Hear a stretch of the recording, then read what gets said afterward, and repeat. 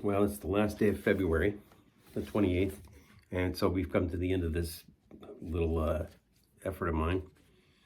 And the final album that I'm going to talk about this month is Derek and the Dominos' Layla. This album was released in November of 1970, and I want to say I went and got it right away.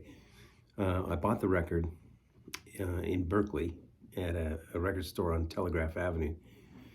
Telegraph Avenue was sort of the Haight Street of the East Bay, and they had a record store there that I went to a few times.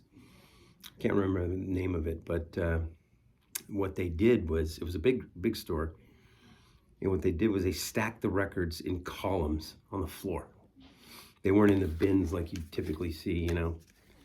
They were literally in columns stacked on the floor. And I remember this particular record probably had 3 or 4 columns stacked probably waist high.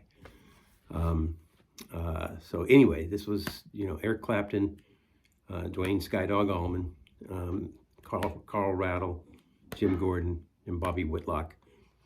Sort of a short-lived Eric Clapton band.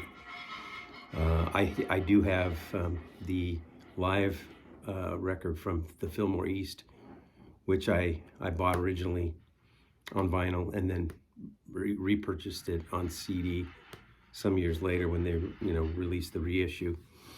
But anyway, just a phenomenal record.